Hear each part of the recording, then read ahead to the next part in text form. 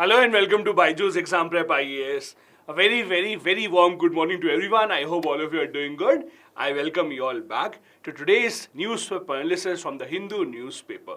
I hope all your preparation is going on track and you are well prepared for the 2023 Prelims Examination. And I really hope that all these initiatives that we have been taking up for you on our YouTube channel have been helping you out. All that you have to do in return is make sure that you do subscribe to our YouTube channel to get notifications about all the latest classes and the videos that we put out here. Also, before we begin, a very quick announcement. Tomorrow, as you know, is India's 74th Republic Day, so it's a national holiday. That is why tomorrow we would not have the Hindu Newspaper Analysis or the daily quiz that goes on at 6 p.m. So once again, tomorrow we will not have the Hindu analysis or the daily quiz. We will now meet each other day after tomorrow after today's class. And make sure that all of you attend the Hindu quiz that we have on our Telegram channel right after this session ends. So without any further delay, let's begin with the very first article that we have here for you. The first article that we have here is based on a very important phrase. The phrase that says, "We the people." As you know, it is a part of her preamble as well. We the people of India. Now, the reason why this phrase is in the news is because of something very interesting that has been happening in India. More specifically, from the side of the government of India, it seems that the Honorable Vice President has taken up this mantle upon himself that he will ensure that judiciary does not have a lot of powers. Now, the Vice President, as you know, has been saying a lot of things.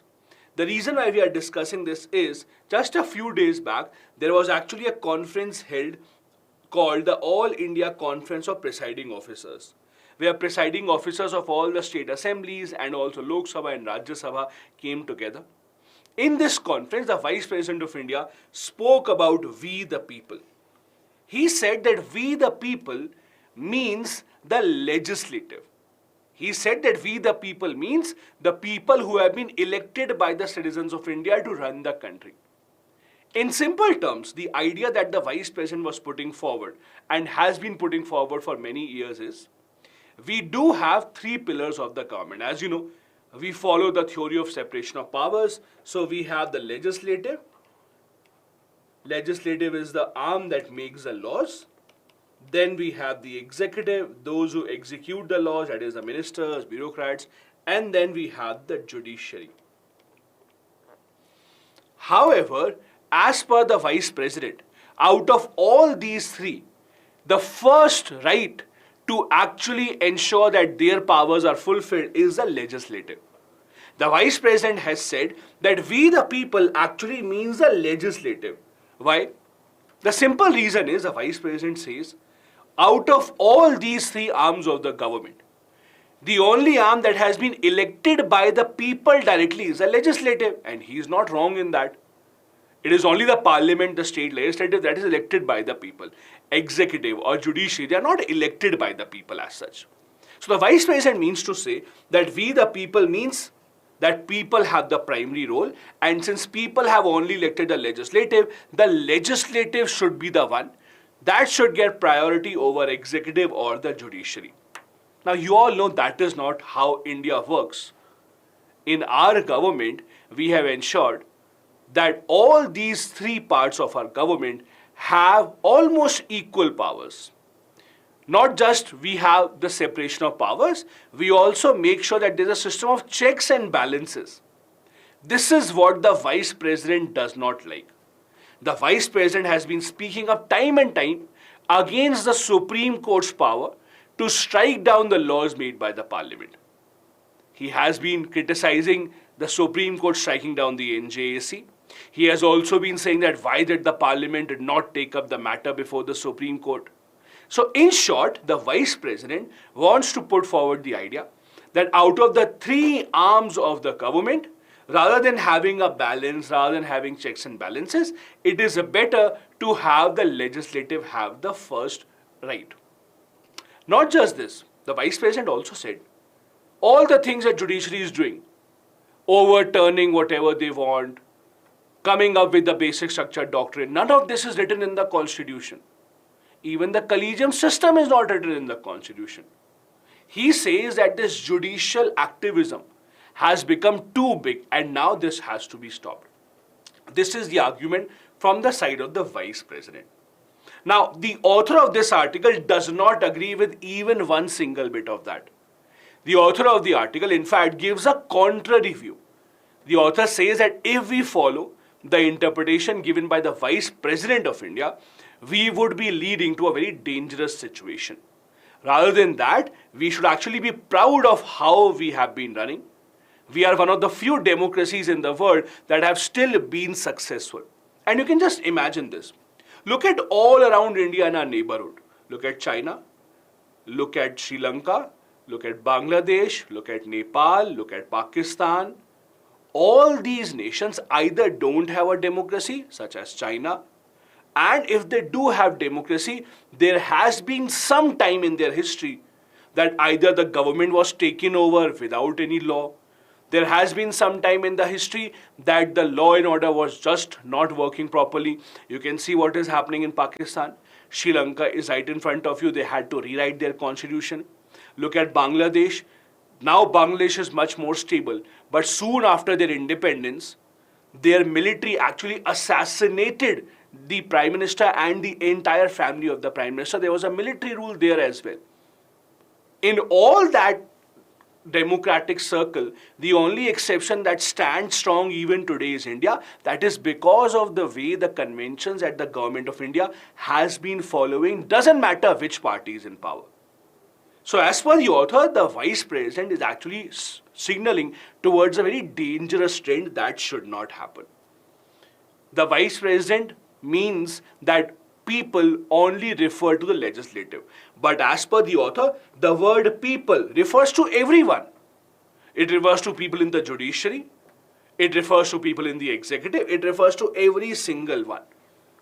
Rather than just thinking we will only follow what is written in the constitution and not the conventions, we should actually be learning from other robust democracies as well. In fact, the author gives examples of two democracies here. One US and one UK. He talks about US first. He says in US, you can say that, see, US president decides the judges in the Supreme Court, which is true. The US president nominates the judges in the Supreme Court, but then the Senate, that is the upper house, they would have to confirm the appointment in order for the appointment to go ahead. So even though you can say the US president has a lot of powers, but he cannot just go ahead and appoint whoever he wants as the judge. So even in US, you do have a system of checks and balances. You can come to UK as well. Yes, they don't have a written constitution, but UK, as you know, works on the system of conventions. Conventions means practices that have been followed for many decades, many centuries. Yes, UK does not allow judicial activism or judicial review as well. You would know that in UK, the Supreme Court does not have the power to override the law that has been made by the Parliament. However, even in UK, the Parliament follows conventions that have been in place for a long, long time. In short, the author is trying to make a point. Look at any democracy around the world. In no democracy can you have a legislative with unlimited powers. Doesn't matter how much powers do you have, doesn't matter how much majority did you gain. At the end of the day, there has to be a system of checks and balances. So the vice president, rather than suggesting that we should not have any checks and balances on the powers of the parliament, rather than that, the government should actually work with all the other sectors of the government together in order to ensure that we have a robust society going forward. The author also says that the basic structure of the constitution, the doctrine that was given by the Supreme Court, actually is the reason that our democracy is still intact. You would also know, in 1970s, in fact, beginning of late 1960s, when the Indira Gandhi government tried to change a lot of things in the constitution one after the other, it was the Supreme Court through the basic structure doctrine that actually curtailed the government. Just an example. The Indira Gandhi government had even introduced a constitutional amendment which said that once the Prime Minister is elected, no questions can be asked on the election of the Prime Minister. That was simply because she was actually questioned on her Lok Sabha election and she was disqualified also. In fact, the Indira Gandhi government even brought a constitutional amendment that said that even if someone becomes Prime Minister, Governor or President for one single day, they would have lifelong immunity. Not just immunity during their tenure, but lifelong immunity. All these things were actually stopped by the Supreme Court using the basic structure doctrine. And at that time, imagine, if we told the Supreme Court, no, you can't do this, then what could have been the situation in our country? So we should be proud of the fact that we have a Supreme Court that is keeping checks and balances on the government, rather than thinking it is a bad thing and we have to get rid of it. Now, I also wanted to share with you a slight history about the concept of separation of powers. Separation of powers, as you know, is followed in almost every democratic country today.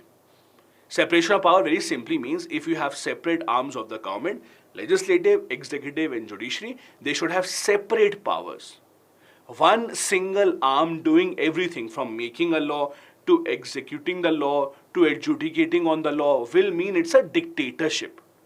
So in order to avoid having a dictatorship, we should ensure that there is separation of powers. Now, as per many historians, the first evidence of the concept of separation of powers came up in the works of Aristotle. When he was the one who described there are three main agencies of the government: the General Assembly to make laws, public officials who will work as executives, and the judiciary.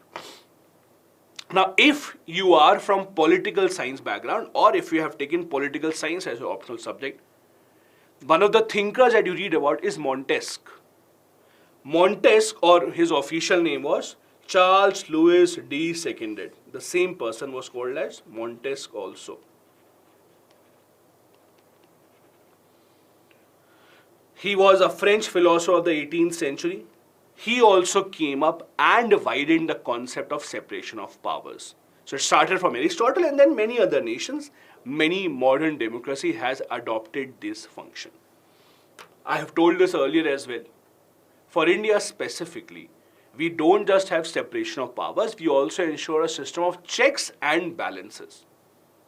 Judiciary keeps a check on the power of the legislative. The legislative keeps a check on the executive by asking questions in the question hour, for example. The legislative can even keep a check on the powers of the judiciary. They have the right to start the process for removal of the judges in the higher judiciary as well. So all these are interconnected to each other, the theory of separation of powers, and for a robust democracy to work properly, this must be upheld. I also wanted to give you a couple of quotes that you can use. You can take a screenshot from here or it will be in the PPT as well. Do try and use these kind of quotes in your mains answers as well whenever you have a question on the theory of separation of powers. A quote that says, "Power corrupts and absolute power tends to corrupt absolutely," by Lord Acton from Britain. Then we have John Adams, considered as one of the people who worked behind the US Constitution. He said, "I say that power must never be trusted without a check." All these kind of quotes can come in very, very handy for your mains examination in GS2 as well as in your essay paper as well. Before I go ahead, if you have any questions, I'll take a couple of them and then we'll go ahead with the second topic that we have taken up from the Hindu newspaper today.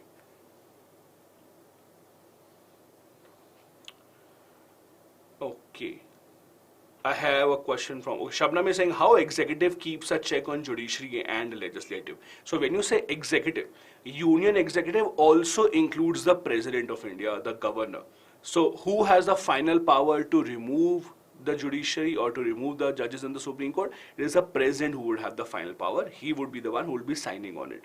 So that is how you can say the executive also keeps a check on judiciary. Similarly, it is the President or the governor who sign on the bill finally. With their permission only, certain bills can be introduced. So you can say the executive also keeps a check on them. So when you say executive, don't just assume that we are talking about the ministers. Executive also includes the president. Executive also includes the vice president as well. Those who are asking about the PPT, when you see the description of the video, on the description, you will get a link to download the PPT. So go ahead and download the PPTs that you want. Okay, I'll take one more question. What is public official? Public official means bureaucrat. So you who will be working for the government, you will be called the public officials. Perfect. Let's move on to the second important article from the Hindu newspaper that we have taken up. This article has been written by the Union Minister of Tourism and Culture. Now, I have always suggested this in the past and I'll repeat this once again. Whenever you read any article from the Hindu newspaper or the Indian Express or any newspaper of your choice in the editorial section, make it a point to first see who is the author of that article so that you can actually understand what article would it be. So for example, many times the author would be someone from the government, the union minister, or someone who works for the government, bureaucrat, etc. In those articles, you would see that they will only give the government's side of the story, that we have done this, and all these things are great. Then many times you will see articles from those people who are in the opposition, like many Congress leaders, etc., do write articles. On those articles, you will see mostly criticism of the government being made. As a serious UPSC aspirant, you have to balance out the both. So before making up your mind, before starting to read the article, it's always important to just read who is the author, and there's a one-line intro also given so that you can understand from which point of view the article has been written. So this article that we are discussing is written by the Union Minister of Tourism. So obviously he will be talking about the tourism initiatives without discussing any negative pointers. So he has been discussing most of the positive pointers. The reason why he has written this article is that 25th of Jan is regarded as the World Tourism Day. And that is why, because of observing the Tourism Day, the ministry has actually come up and discussed their plan, what are they planning to do in the coming months to improve tourism in India, to bring in more domestic and foreign tourists from all across the world. Now, as you also know, the government of India has been trying to give a boost to tourism for various reasons. See, tourism industry employs a lot of people, a lot of people. Just imagine when you go somewhere on a vacation, you stay in a hotel, the staff of the hotel gets employment. Maybe you do a cab, so the driver would get an employment. You visit any place, the people working in that place, from the ticket counter to the people who are helping you, they get the employment. The guide that you have, they get the employment. Then when you actually go outside, you also do certain shopping from those street shops, they also get employment. So tourism can be a great employment generator. And we also have to understand, and we ignore this quite a bit, we don't respect the fact that India is one of the few nations in the world that has been blessed with such diversity. You would not find many other nations in the world that can say we have deserts also, we have some of the highest mountains in the world also, we have tropical rainforest also, we have something like the Western Ghats also, we have the cold desert also in Ladakh, we have so many rivers also, we have wildlife also, we have culture also, we have the coldest places to the warmest places, we have mountaineering to desert trekking, all and all and all. So once a person enters in India, by staying here for some time, you can actually explore all these things. Not many countries can claim this. Most countries have only one type of weather, one type of climate. They only have certain things that they can boast of. But India has the potential to make great use of it. And that is what we have to explore. If you remember, just a few months back, even the Prime Minister made an appeal that all of us should make it a point to travel much more across the country. Remember, that was also a clarion call given by the Prime Minister to boost this sector as well. So the Ministry of Tourism here is telling what are the initiatives that they have taken. As you know, a lot of different tourist circuits have been inaugurated, be it the Buddhist tourist circuit, the Ramayan tourist circuit, all these tourist circuits have been initiated by the government of India. There have been different types of trains that are coming up, the luxurious trains. You just saw the world's largest cruise being inaugurated by the Prime Minister in Varanasi. So that has also come up. So all these initiatives from the side of the government of India have been in line with giving a boost to tourism, improving the economy, and also giving much more employment to the people in India. The Minister of Tourism is saying that Tourism Ministry has established the Yuva Tourism Clubs also to nurture young ambassadors of Indian tourism. Not just this, the Tourism Ministry is also funding several commercial flights to India so that more and more people can come to India as well. Now, ever since the Modi government came to power back in 2014, they did start a lot of initiatives. For example, they announced very quickly that a lot of nations will be given e-visa on arrival in India. Now, as you know, when you visit any foreign country, you have to first apply for a visa. Usually, you have to apply for visa in advance, and then you have to wait for the visa to go through. This involves a lot of paperwork, fees, etc. also. But then there are many other nations, and India also now has become one of those that offer visa on arrival. That you land in India, and on the airport there is a counter, you submit the paperwork, and instantly you will be given the visa. So that also increases the tourism sector and its potential to earn in India. We also have to revive it because, you know, the couple of years, 2020, 2021, the one sector that took the biggest hit of them all was the tourism sector. There was no one who was traveling in India or outside India. So the government has to boost that as well. Recently, the draft National Tourism Policy 2022 also came out that had ideas where the government would set up more such sectors which can encourage people or which can attract people to visit. The central government will also work with local and the state governments also, and with the tourism industry as well. India, being the president of G20 this year, has to also take advantage of this. Now, usually we assume that the G20 meeting is only one meeting where heads of G20 nations come in. That is not true. The main meeting might be held after some months, but in run-up to that meeting, there are many meetings that happen before that also, and they have already started to happen here as well, where representatives, bureaucrats from different nations come together to decide on the agenda, which finally their heads of the states will discuss. So these meetings have already started. We have had multiple meetings, and the government of India is trying to hold meetings in every different state of India. So that when the people come here, they are impressed by India's hospitality, they are floored by what they see, and when they go back, they can actually be ambassadors of India. Every person having a good experience in India, if he or she can bring in more people to India, just like him, this would actually start a chain reaction. That is what the government of India has also been trying to do. A figure that the minister quotes here is, total of 1.84 crore domestic tourists visited Jammu and Kashmir just in 2022, which is an all-time high. That also presents a good opportunity for the people working in the tourism sector. You might also have heard about this word that has become pretty famous these days, revenge tourism. Have you heard this? Revenge tourism. Revenge tourism means because people did not travel in 2020, 2021, people are now taking a revenge on themselves. That now I will travel so much because I have to make up for those 2 years where I could not travel. So a lot of people are going outside, a lot of people are now taking up more tours, and this is a great opportunity for the tourism sector.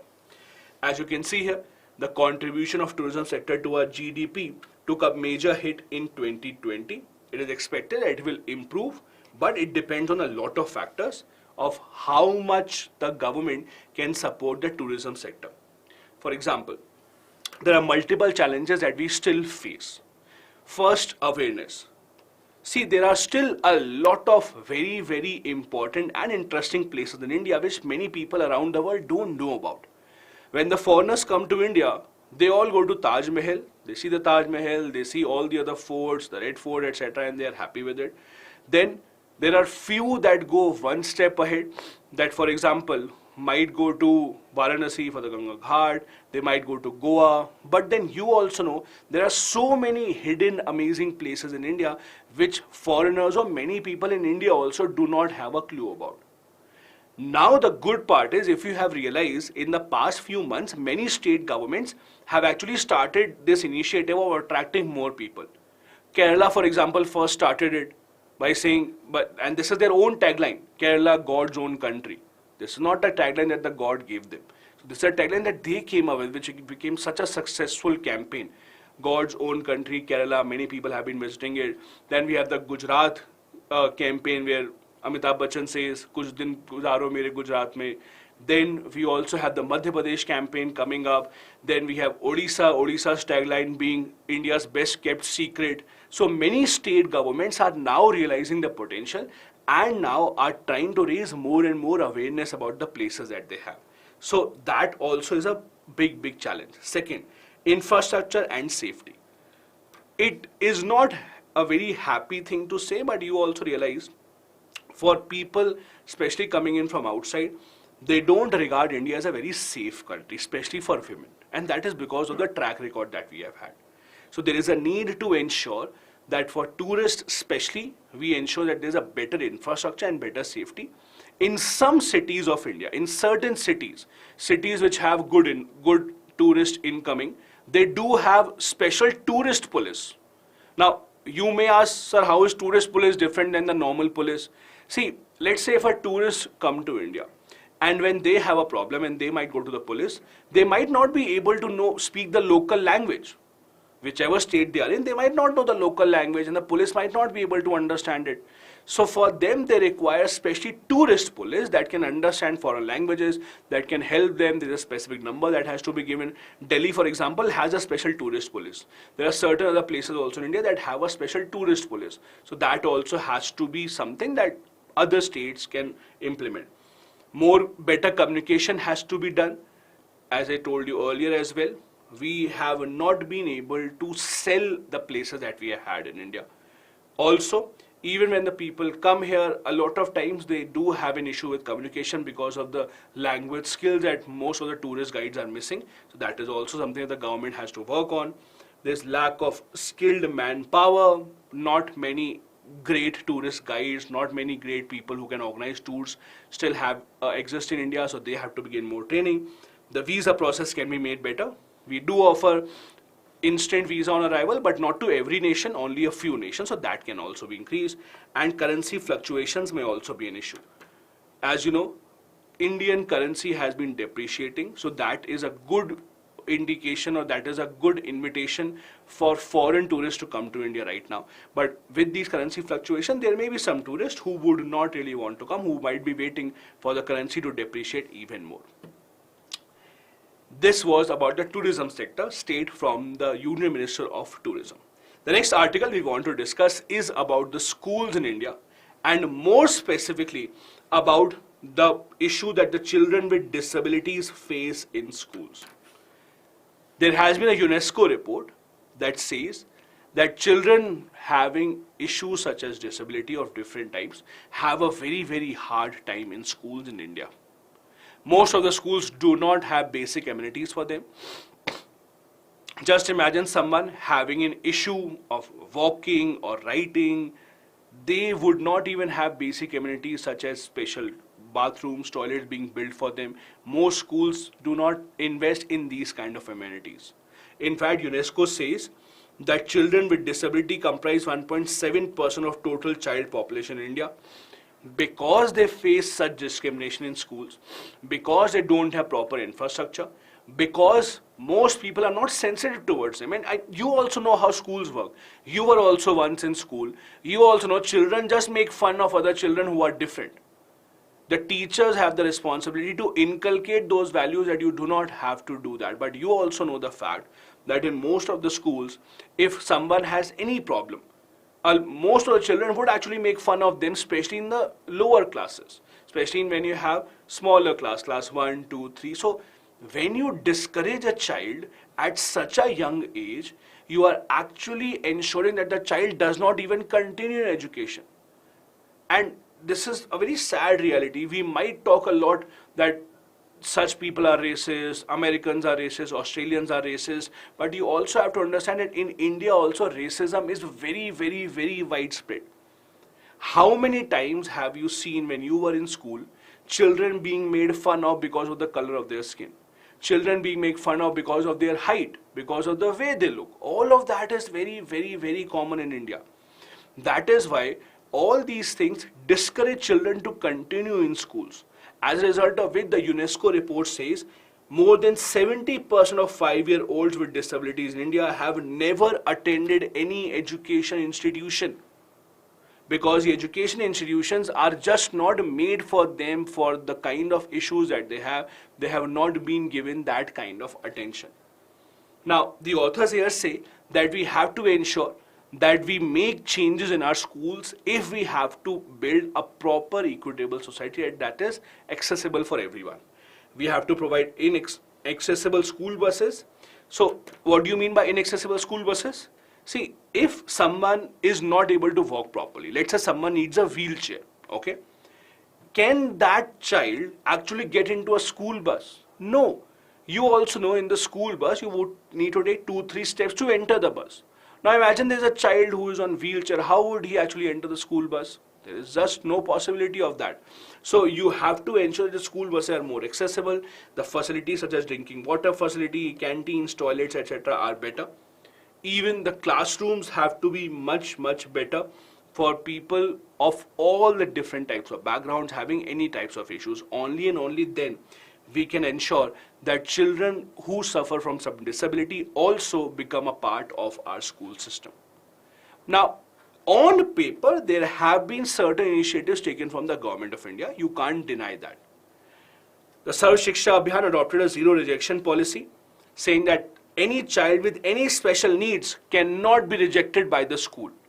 Doesn't matter even if it is one single child, the school cannot reject that and the school must provide the amenities that the child requires.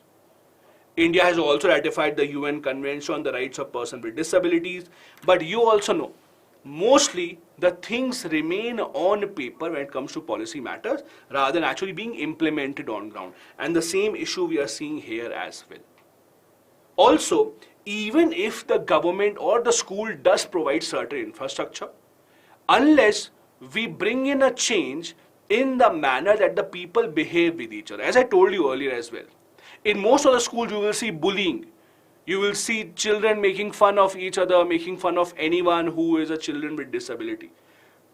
All these things point out towards the fact that even though you might have infrastructure, but if you want to make your schools more welcoming, we need to educate and make the school and the people aware of it. Now, let me ask you a very simple question. All of you can just think about it. When you were in school, all of you would used to have a period of moral science, remember? When we were in school, all of us used to have a period of moral science. Now, just tell me honestly, how many of you have that period every single week or every single day? Because this period was taken by some other teacher. A maths teacher will come in, my syllabus is remaining, I will take that period. English teacher will come in, oh, my syllabus is remaining, I will take that period. History teacher will come in, take that period. Very few times the moral science period actually happened. Most of the time was taken by some other teacher. Because why? Because their syllabus was more important and we have to complete that. Even when we did have this syllabus, it was more about reading practice.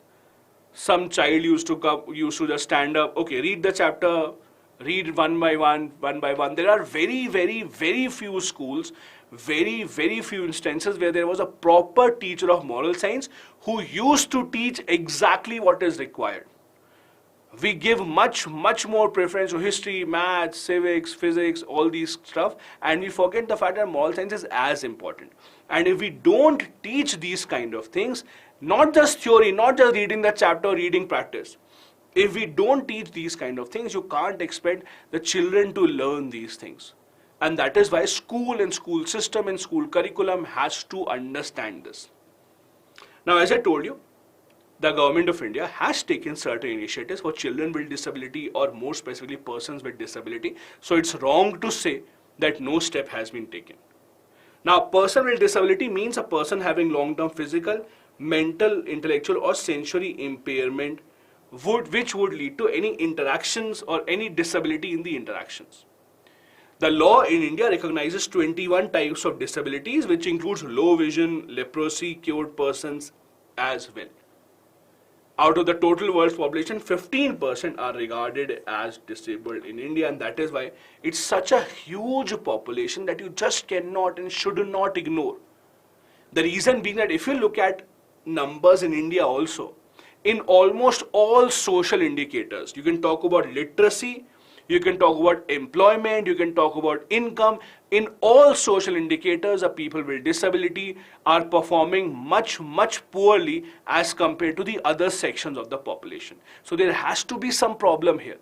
And this is the problem, that we are just not focusing enough of them. We are neglecting them, thinking that, oh, let us not focus on them, there are just a few. But that is something that we cannot ignore. That is the indication of a good society. A good, robust, developed society takes care of every individual and not just the majority of the individuals. That is how the society would actually go ahead. In this aspect, there's also a very interesting debate. The debate is, many people say, why not build special schools for special children? Let's assume there are children who are disabled, who can't walk properly. Why not let's just make separate schools for them? Now, many people agree to this idea. It will save cost for other schools. They don't have to build special infrastructure. You can actually have much better infrastructure in certain schools. You can have much better teachers. But the problem here is, if you're asking them to go to a separate school, are you not discriminating against them even more? Are you not saying, okay, you don't belong to a normal school, you belong to some other school now, go there? First. Second big problem. The other problem here is, see, if population of children with special needs is distributed in the city, how many schools would you have of this kind?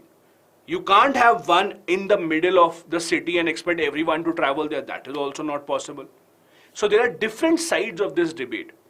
And I just would advise you to think about it, points from both the sides. What do you think? Would it lead to even more discrimination if we have certain special schools for children with special needs? Or we should rather try and assimilate them in the common schools that we have? Do think about that as well. The next article that we wanted to discuss is about the Ken-Betwa River interlinking project. A project that has been in the news for a long time but just does not seem to go ahead because of a lot of barriers that have come in.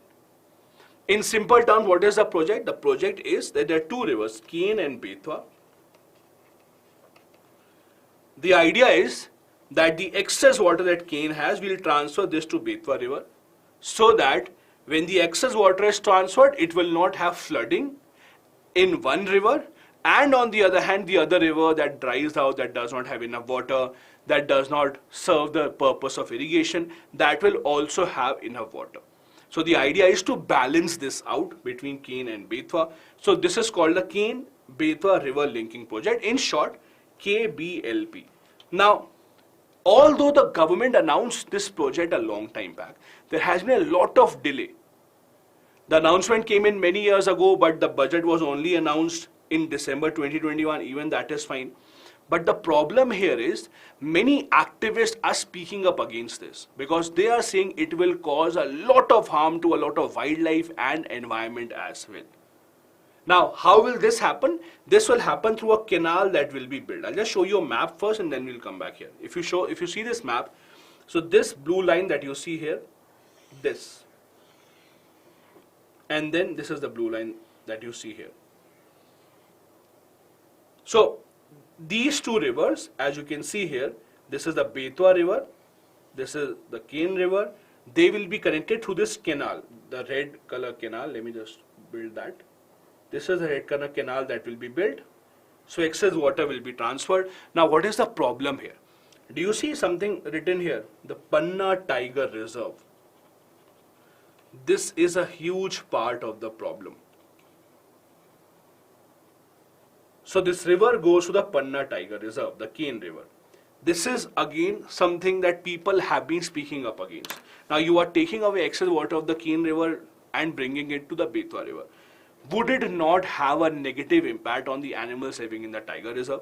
Because there are many activists who say that a lot of efforts was put into reviving the Panna Tiger Reserve. And now if you are artificially just bringing water from one river to the other, it would actually disbalance the structure of the environment in that place. Not just this, many experts have also spoken up against this. Many experts have said that this idea of transferring water from one river to the other does not have much scientific basis. It is just a money spending exercise. We are hoping that something will change, but it will not bring in a lot of changes. So there are people on both sides of the story. The government says it will not just transfer water, it also has hydroelectric potential.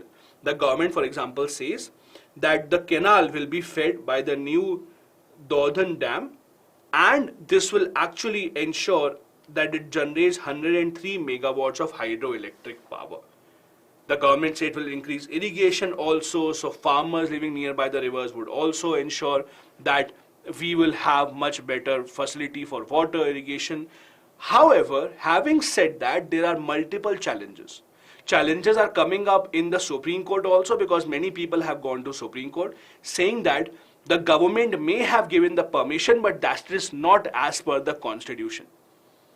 Applicants have gone to Supreme Court saying that the wildlife approval given by the Standing Committee of the National Board of Wildlife is not as per the constitution. Rather than that, there should be an independent study conducted by experts and not by the government. People want outside experts to come in to conduct the study and then decide whether or not we should go ahead or we should scrap this project altogether. Many experts believe diversion of water or changing the water as per you is going against the nature. And when you go against the nature in the long run, you would have a negative impact. The Tiger Panna Reserve that we discussed could be at risk. Environment specialists especially point out towards the fact that Tiger Panna Reserve lost almost all its tigers in 2009. It was then revived by a lot of efforts. And to divert water from here would be a problem. Not just this, even the amount of water that flows in the Ken River is under question. Many people say that Ken River, from where you are transferring water, might not have enough water. It's not a perennial river. Perennial river means a river that flows 12 months. That is a perennial river that always flows, not dependent on monsoon as such. But non-perennial river means they are seasonal. When the rains come, they would have much more water. When there are no rains, they would not have much more. They would not have that much water. So there are questions on all these. There are questions in the Supreme Court, questions about the locals who live nearby the Ken River. They are fearing that their water might be transferred. Questions from the environment activists. They believe that there might be loss of biodiversity. They would be harm to Panna Tiger Reserve as well. So there are a lot of questions because of which the government is still not being able to go forward. This map, as I showed you, it shows the two rivers. As you can see, both of these actually come from the Yamuna River only. Now the interesting part is, this is not the first attempt at linking of rivers in India. This has happened earlier as well. It was in 1970s that this idea first came out, to transfer surplus water from river to a water deficit area. We also had the national water grid that was supposed to transfer water from water-rich areas to water deficit areas. There have been such projects built, for example, the Periyar project, which transfer water from Periyar Basin to the Vegai Basin. Then we also have older projects from the time of the British era as well. So this is not the first time that we are having this. There are certain other nations that have also done this. Although none of them have been very breakthrough successes as such. So there have been questions asked about the utility of doing this. The Government of India also has the National Perspective Plan that was prepared in 1980 for water resource development and for inter-basin river transfer as well. But though this is a very old plan, not a lot has been conquered on this particular field, and we still have to make sure that a lot of stakeholders are involved, because see, no one wants a similar kind of a situation as what happened in Joshimath to happen here again, when you go against the advice of the experts, when you go against the nature, and something then wrong happens after 20-30 years. So it's better to wait for a few months or few years to satisfy everyone, to take initiatives or to take inputs from all the stakeholders, rather than just rushing towards it. That will not be in the interest of anyone. I have a couple of practice questions for you.